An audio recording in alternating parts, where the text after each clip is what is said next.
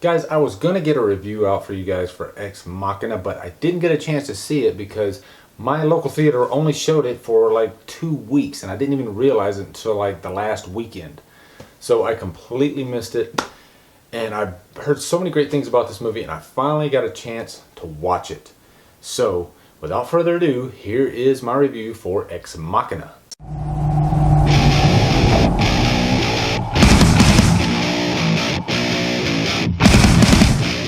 Ex Machina stars Alicia Vikander, Oscar Isaac, and is directed by Alex Garland. So Ex Machina is the story of this coder, Caleb. He's played by Domhnall Gleeson, and he is sent to the house of Nathan Bateman, played by Oscar Isaac. And it kind of reminded me of Bram Stoker's Dracula and how Keanu Reeves was sent to Gary Oldman's house to basically work a deal with him. And that's kind of the situation here. It's an isolated environment.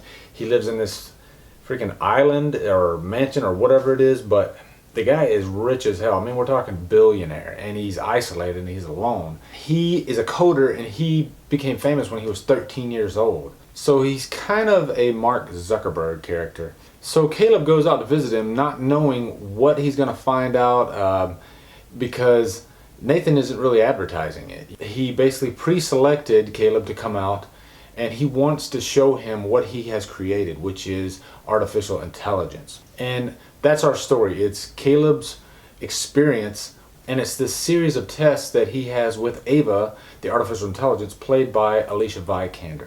And first and foremost, what I loved about this movie is right away it is breathtaking and beautiful, kind of in the way that Prometheus is.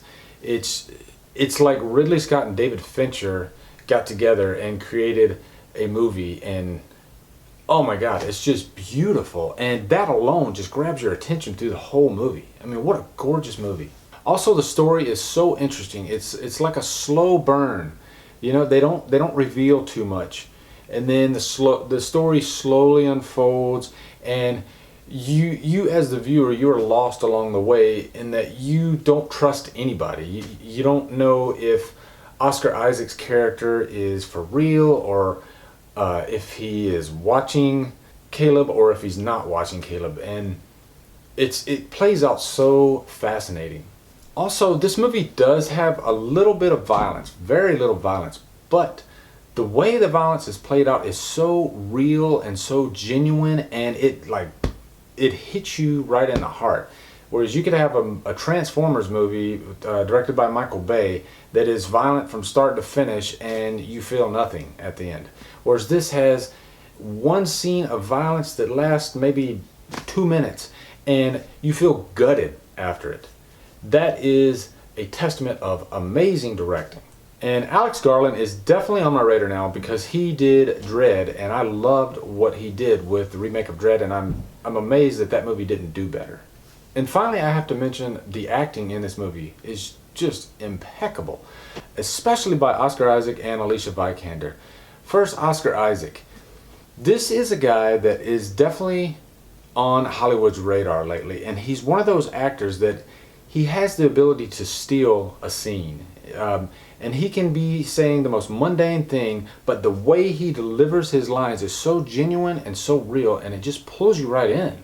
He doesn't feel like he's acting. It kind of reminds me of De Niro, when De Niro would work with Scorsese, and his acting did not feel like acting, like in Goodfellas. His acting was so genuine.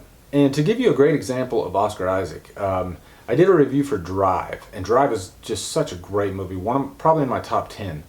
And Oscar Isaac is a big part of why that movie's so good, because the scenes with him and Ryan Gosling are just, they're so tension-filled because he plays this guy standard and you feel like he could snap at any minute. He really knows how to ride that line.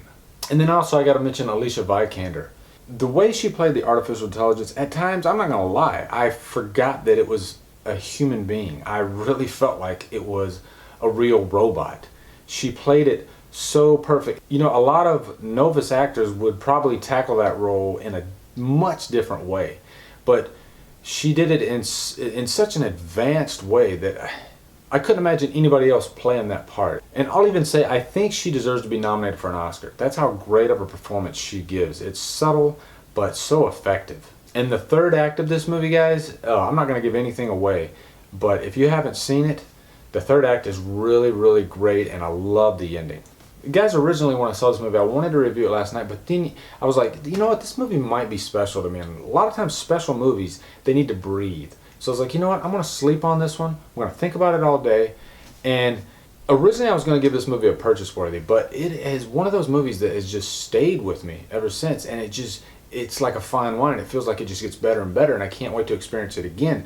So for that, I'm going to give it Trapped on an Island. It's really that great of a movie, guys. So that's it, guys. 2015 is really looking to be a really good year for movies. What did you think of Ex Machina? Looking forward to hearing your thoughts. Thank you so much for watching. Follow me on Facebook and Twitter, and Humdrum out.